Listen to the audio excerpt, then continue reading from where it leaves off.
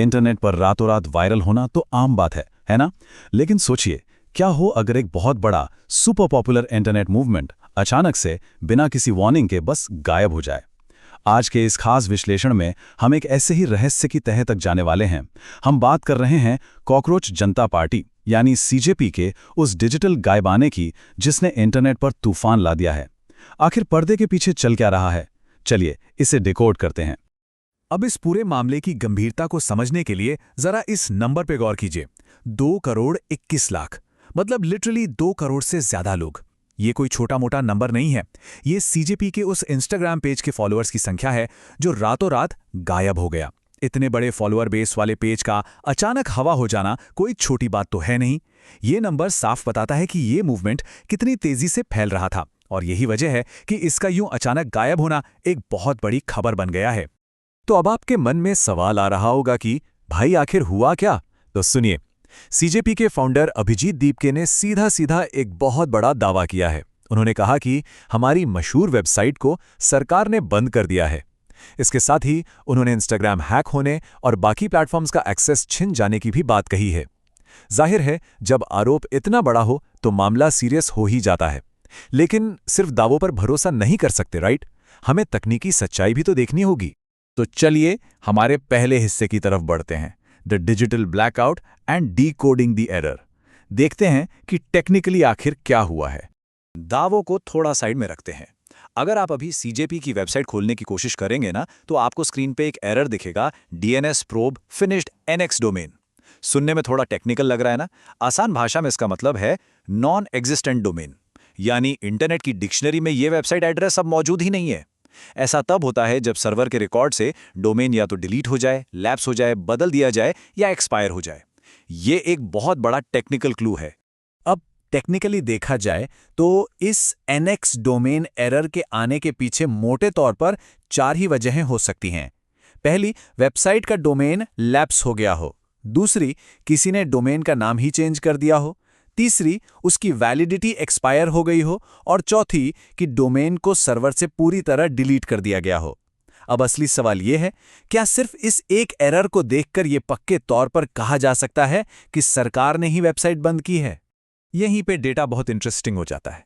ध्यान दीजिए, इन 4 में से 3 कारण, यानी लैप्स होना, चेंज होना और एक्सपायर होना, ये पूरी तरह से वेबसाइट के मालिक की जिम्मेदारी होते हैं। मतलब अगर बिल नहीं भरा या वैलिडिटी खत्म हो गई तो वेबसाइट डाउन हो जाएगी। यानी 75% चांस है कि इसके लिए खुद ओनर ही जिम्मेदार है। बची बात चौथे कारण की, यानी डिलीट होने की, तो वो मालिक खुद, होस्टिंग कंपनी या फिर सरकार के आदेश पर हो सकता है। तो इसका सीधा सा मतलब ये है कि सिर्फ इस एरर के भरोसे ये साबित नहीं होता कि वेबसाइट पर कोई सरकारी क्रैकडाउन ही हुआ है। तो फिर सच क्या है? आइए बढ़ते हैं दूसरे हिस्से पर, एलिगेशंस वर्सेस वेरीफाइड एक्शंस। आरोप अपनी जगह है और असल कार्रवाई अपनी जगह। देखिए, दावों और हकीकत में जमीन आसमान का फर्क होता है। एक तरफ हमारे पास वो दावे हैं जिनका अभी तक कोई ठोस सबूत नहीं है, जैसे कि इंस्टाग्राम का हैक होना या वेबसाइट का सरकार द्वारा डिलीट किया जाना।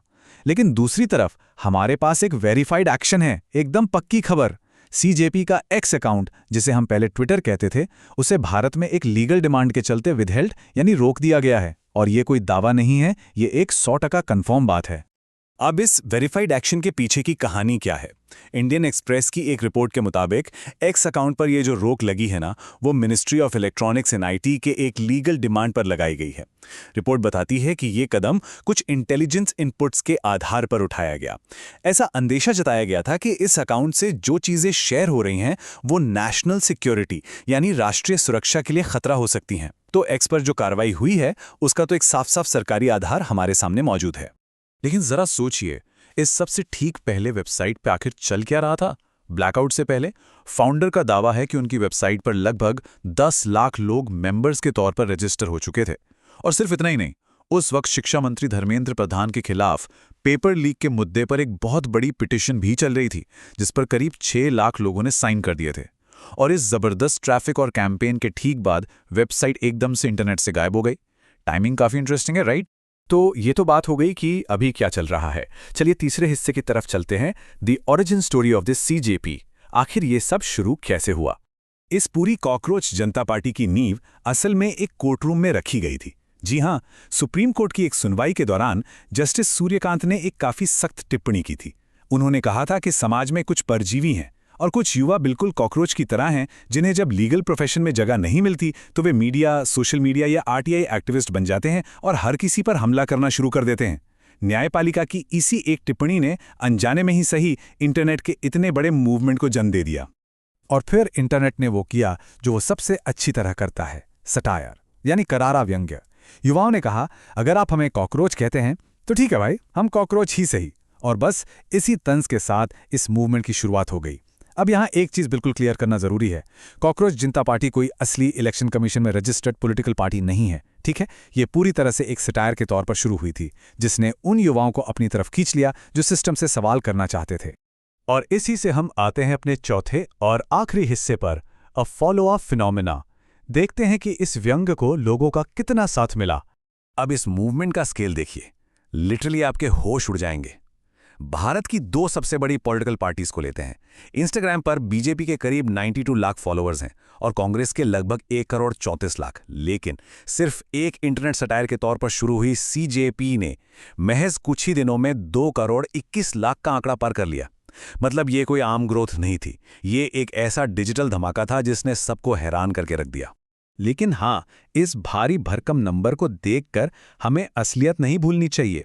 ये जो 2.25 करोड़ लोग हैं ना, ये एक इंस्टाग्राम सटायर पेज के फॉलोअर्स हैं। ये किसी असली पॉलिटिकल पार्टी के वोटर्स या रजिस्टर्ड मेंबर्स नहीं हैं। आपको भी पता है कि इंटरनेट पर किसी ट्रेंड का हिस्सा बनना एक बात है और असल जिंदगी में पॉलिटिकल बदलाव लाना बिल्कुल अलग बात। फिर भी ये नंबर इस बात का तो पक्का सबूत है ही कि इस मुद्दे ने युवाओं के बीच बहुत गहरी जगह बना ली थी। तो फाइनली सवाल यह है कि अब आगे क्या होगा। फाउंडर का कहना है कि वे इंटरनेट पर अपना कोई नया ठिकाना ढूंढ रहे हैं। लेकिन सबसे बड़ा सवाल तो यही खड़ा होता है ना, क्या 2 करोड़ से ज्यादा फॉलोअर्स वाला ये विशाल डिजिटल मूवमेंट हमेशा के लिए इंटरनेट के पन्नों में कहीं खो जाएगा, या फिर ये कॉकरोच सच में अपनी कोई नई डिजिटल दुनिया खड़ी कर लेंगे। इस विश्लेषण में फिलहाल इतना ही। ये मामला अभी खत्म नहीं हुआ है।